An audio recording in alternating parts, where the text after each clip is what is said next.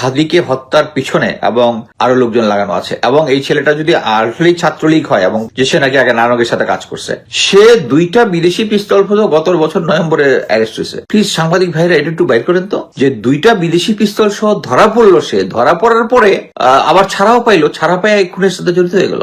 আচ্ছা, তুই তো গোয়েন্দা সংস্থা গিয়ে বললো তুই তো ধরা খাইছিস, তোর তো এই হয়ে যাবে, তোর বাঁচাই নিয়ে আসবো, তারপরে যে কাজ দিব এটা করবি। বাইরে আসছে, কইছে হাদিরে ফুটাই দিছে। আসসালামু আলাইকুম। আমার বক্তব্য শুরুতেই let's have a small prayer for Osman Hadi. হে আল্লাহ, আমাদের এই দেশের যেখানে নেতৃত্ব, আমাদের জনগণের নেতৃত্ব পয়দা হচ্ছিল না, সেখানে ওসমান হাদি আমাদের একটা নেতা তৈরি হচ্ছিল এবং নেতাকে থামায় দেওয়ার চেষ্টা করছে। আল্লাহ, তুমি তাকে দীর্ঘ হায়াত দান করো, আমাদেরকে নেতৃত্ব দেওয়ার তৌফিক দান করো, তাকে দীর্ঘ হায়াত দান করো। আমিন। আপনারা সবাই আমার সাথে আমিন বলুন। লেটস প্রে ফর হিম।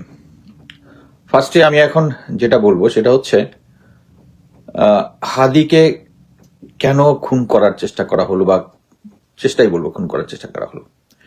এটা হচ্ছে প্রথমে হচ্ছে আমাদের ভিতরে একটা ভীতির সঞ্চার করা দেওয়ার জন্য। সামনে একটা নির্বাচন আছে। আমি আমার আগের জিনিসগুলো বলি, যে আগে আমি আপনাদেরকে সবসময়ই বলেছি যে জেনারেল ওয়াকারকে, হ্যাঁ কিছু লোক বিরক্ত হবে জেনারেল ওয়াকার, বাট এটাই হচ্ছে মূল সমস্যা, দেশের বর্তমানে মূল সমস্যা। একটা জিনিস বুঝতে পারবেন যে আমি আগেই বলেছি জেনারেল ওয়াকারকে রেখে নির্বাচনটা হবে না। আমি আপনাদেরকে বলি, আগে যখন আমার বাপের কাছে শুনছিলাম যে আইয়ুব খানের মার্শাল ল কি দেখলেই লোকজন ইয়াং পোলাপান সব ছোটাছুটি শুরু করে দিত। আমি নিজে সেনাবাহিনীতে থাকার সময় দেখছি যে অ্যাটলিস্ট আমরা যখনই মাঠে নামছি, ছেলেরা চুল ছোট করে ফেলছে। পাড়ার দোকানে যে চায়ের দোকান যেটা বসে, ওইখানে চায়ের দোকানের মধ্যে লোকজন কম, সবার ভিতরে একটা ভীতির সঞ্চার হয়েছে। আপনি কি এখন দেখেন ওই ভীতির সঞ্চারটা অ্যাকচুয়ালি গায়েব হয়ে গেছে। কিন্তু তারা এখন চাচ্ছে আপনারা আবার ভয় পান। কারণ কি, আমাদের বাংলাদেশের মানে আমি বলবো সাউথ এশিয়ান কান্ট্রিজে একটা আছে হচ্ছে এই নেতৃত্বটা হচ্ছে যারা এলিট শ্রেণী, রয়্যাল ফ্যামিলি, রয়্যাল ব্লাড যাদের, তাদের মজ্জাগত। সো আমরা একটা পাইছিলাম হচ্ছে কি বলে এটারে, ফেরাউনের বংশ, আর একটা পাইছিলাম ভালো উম্মতের বংশ। সেটা হচ্ছে একটা ছিল হচ্ছে শেখ মুজিব, আর একটা ছিল প্রেসিডেন্ট জিয়া।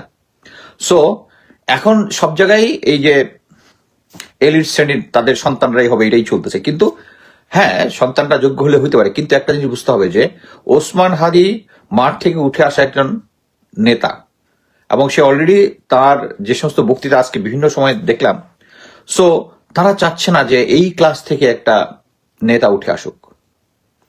আর একটা জিনিস বলি, সেটা হচ্ছে আপনারা দেখেছেন যে আমি এর আগে বলেছিলি যে যখন শেখ হাসিনার আমল যখন ছিল, 2024-এর ইলেকশনটা যখন ছিল, তখন আপনার মনে আছে আমি একদিন বলেছিলাম যে মনির হায়দার সাংবাদিক, যিনি এখন সরকারের একটা পদে আছেন, এবং ওই আওয়ামী ঘরানার লোকজনই তাকে বসাইছে। কারণ কি, সে আমাকে নিজেই গোয়েন্দা সংস্থার পক্ষে রিক্রুট করার চেষ্টা করছিল, আমার মাধ্যমে অন্যান্যদের সাথে, ইউটিউবারদের সাথে যোগাযোগ করা একটা কিছু করতে চেষ্টা করছিল। সে কখন কি গল্পগুলা বলতো যে হ্যাঁ বিএনপির এতজন লোক অলরেডি কি বলে ইয়ার ভিতরে আছে, কি বলে 5 স্টার হোটেলের মধ্যে আছে, ইয়েটিএ করতেছে, এদের সাথে নেগোসিয়েশন করতেছে আওয়ামী লীগ গোয়েন্দা সংস্থা, ব্লা ব্লা ব্লা। তার মানে হচ্ছে তখন আপনাদের মনের ভিতরে যারা রেস্ট অফ দ্য পিপল ছিল, যে যারা নির্বাচনে যাবে কি যাবে না এরকম ডিসাইড করতেছে, তাদের উপরে প্রেশার ক্রিয়েট করা যে হ্যাঁ অর্ধেক তো অলরেডি আওয়ামী লীগে জয়েন করে ফেলছে। এটা করতো কার মাধ্যমে? মনির হায়দারের মাধ্যমে। কারণ মনির হায়দার তখন ডিজিএফ এর সাথে তার কানেকশন ছিল, এবং ডিজিএফ এর যে কানেকশন এটা মানে তার অনেক আগে থেকে ডিজিএফ এর সাথে কানেকশন ছিল। এটা আমি এক্সপোজ করার পরেও তার কিন্তু কোনো রেসপন্স এখন পাই নাই। আচ্ছা, এখন কি হচ্ছে? এখন সামনে একটা ইলেকশন হচ্ছে না, সেম সিচুয়েশন। আচ্ছা, সিচুয়েশনটা কেমনে আসবে সেটা হচ্ছে এখন কাকে সাপ্লাই দিচ্ছে গোয়েন্দা সংস্থা? জুলকারনাইন স্যারকে। আপনি দেখেন যে সে যে লাস্ট কিছুদিন ধরে যদি তার পোস্টার্স দেখেন, আমি অ্যাকচুয়ালি আজকে কয়েকজনের কাছে জানার পর আমি তার পোস্টগুলো শেয়ার করলাম যে 80 জনের মতো বা এরকম একটা সংখ্যা সে বলছে নাকি যে ভারত থেকে বাংলাদেশে প্রবেশ করতেছে, বাংলাদেশের ভিতরে বিদেশি গোয়েন্দা সংস্থার লোকজন মারা যাচ্ছে। তার মানে হচ্ছে এখনো মানে র is very active in our country. খুব মানে ওই সেম ভাইবটা দেওয়ার চেষ্টা করতেছে। অতএব রয়ের কাছ থেকে আমাদের আর কোনো মানে বাঁচার কোনো পথ নাই, সেম ভাইবটা দেওয়ার চেষ্টা করতেছে। দেখেন, নাহলে শেখ হাসিনার সময় গোয়েন্দা সংস্থা মনির হায়দার বা তাদের কিছু পাচাটা ইউটিউবারদের নিত, এখন তো সেই যুগ নাই। এখন যে কেন নিতেছে? এবার আমার পোস্টে আসে, আমার পোস্টে আমি যখনই লিখি যে কি বলে সালাউদ্দিন হচ্ছে রয়ের এজেন্ট, এইটার মানে এইটার এগেনস্টে অ্যাটলিস্ট 10টা কমেন্ট আসে। আপনারা দেখেন না হয়তো, আমি কিছুক্ষণ পরে ওগুলো ডিলিট করে দিই। আমার আমার আমার পোস্টের মধ্যে যারা মানে ভালো কমেন্ট খারাপ কমেন্ট, যদি কেউ ভুয়া অ্যাকাউন্টে, আমি যদি প্রোফাইলটা দেখে বুঝতে পারি এটা হচ্ছে একটা মানে ফেক অ্যাকাউন্ট, আমি ডিলিট করে দিই।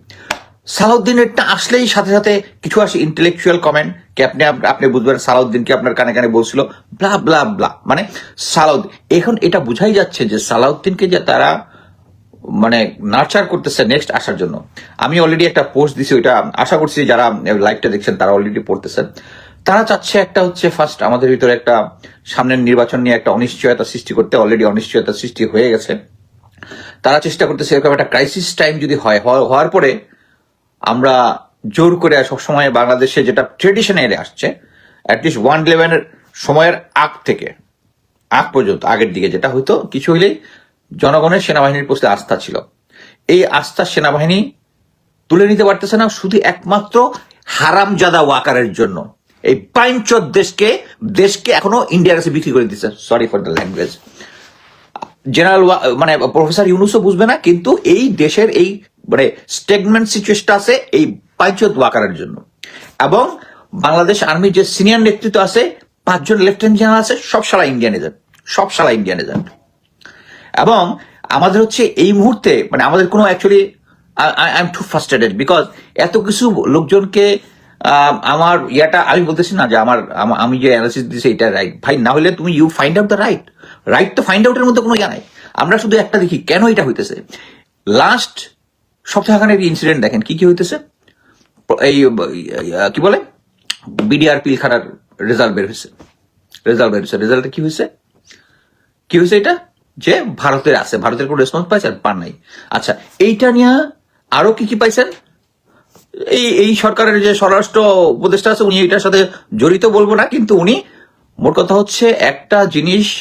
এখন আমরা যদি বলি আয়নাঘর যারা করছে, আয়নাঘর এভিডেন্স ধ্বংস করা, আইনের চোখে যারা আয়নাঘর ধ্বংস করছে, যারা এভিডেন্স দিচ্ছে, তারাও কিন্তু সেম অপরাধী। আমি যেটুকু জানি, যারা আইন যা ভালো জানেন তারা ইয়া করতে পারবেন। কিন্তু উনি প্রফেসর ইয়া সাহেব কি করছেন, আমাদের স্বরাষ্ট্র উপদেষ্টা এভিডেন্স গায়েব করে ফেলছেন। লোকজন তার এগেনস্টে সাক্ষী দিছে সরাসরি। এখন পর্যন্ত উনি স্বরাষ্ট্র উপদেষ্টা। এখন যিনি পুলিশের আইজি আছেন উনি ওইটার সাথে জড়িত আসছে, উনি এখন পুলিশের আইজি। তার মানে আপনি কি বুঝতেছেন যে শেখ হাসিনার আমলে ব্রিগেডিয়ার হাসান নাসির, যিনি চোখে চোখ রেখে বলতে পারছে যে আপনার হচ্ছেন দোষী এবং নোট অফ ডিসেন্ট দিয়া ওই ইয়া থেকে চলে আসছে, পরবর্তীতে আসে, তার এই সরকারের মধ্যে কোনো খানা নাই। যারা সেনাবাহিনীর আমি দেখলাম বিএনপি যে সেনাবাহিনীর রিটায়ার্ড অফিসারদের সাথে যে মিটটা হয়েছে, ওইটার মধ্যেও আসছে যে সেনাবাহিনীর অফিসাররা রিটায়ার্ড অফিসার করছে। হাসান নাসির স্যার ওখানে ছিল, আর হাসান নাসির স্যারকে কি করা হয়েছে? পিএনজি করা হয়েছে, সেনাবাহিনীতে পিএনজি করা হয়েছে। উনি কোনো ক্যান্টনমেন্টে যেতে পারবে না। উনার যেটা রাইট, সেনাবাহিনী যে রাইটটা দিয়েছে, সরকার যেটা দিয়েছে, যে উনার সিএমএ যে চিকিৎসা উনি নিতে পারবে না, এই হারামজাদা আকারের জন্য। এবং যতগুলা আছে মানে আপনারা ঠিক বুঝতেছেন না যে এই 5ই আগস্টের সময় যে সমস্ত ইয়াং অফিসাররা মাঠে নামছিল এপিসি নিয়ে সরকার ইয়ার পিছনে, জনগণের পিছনে, তারা এখন ইয়ার ভিতরে আছে। এবং আমাদের প্রফেসর ইউনুস এটা বুঝবেনও না।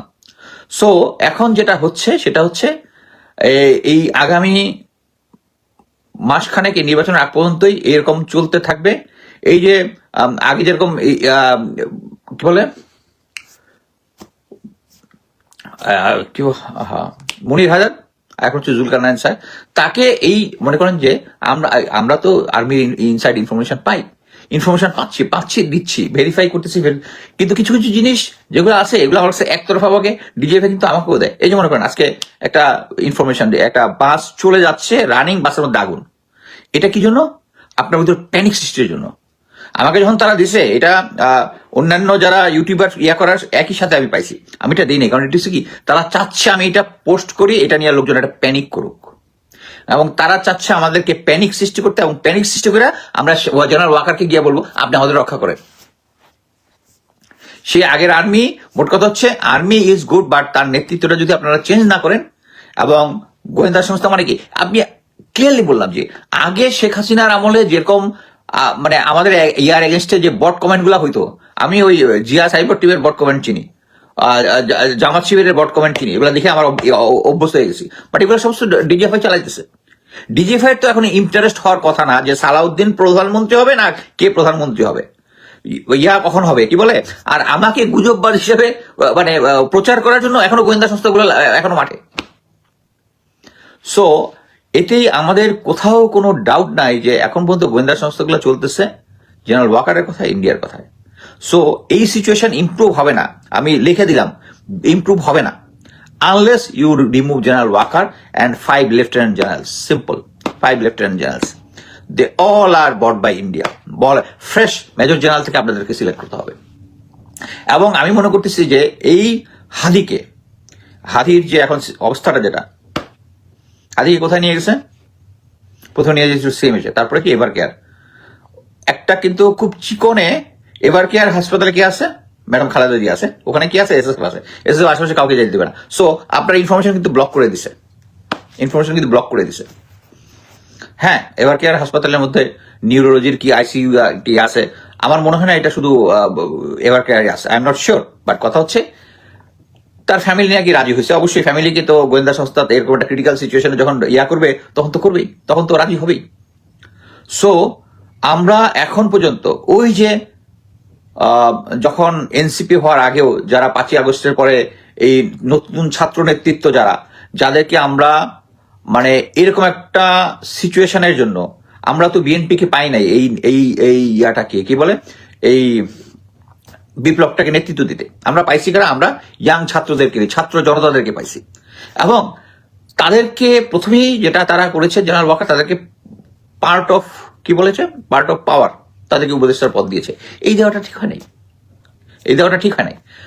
দেওয়ার পরে কি হয়েছে, আমরা আসিফ মোহাম্মদ সজীব ভুঁইয়ার সম্বন্ধে অনেক কমপ্লেন শুনেছি, আমি জানি না এটা যদি কখনো ইনভেস্টিগেশন শুরু হয়, বাট আমরা দেশের জনগণ, আমি একজন দেশের জনগণ হিসেবে আমি ছোটবেলা থেকে বিএনপি পছন্দ করি, কিন্তু এখন আর আমার কাছে মনে হচ্ছে না ম্যাডাম খালেদা জিয়ার বিএনপি এই বিএনপি, তারেক জিয়ার বিএনপি এই বিএনপি, আমার কাছে মনে হচ্ছে না।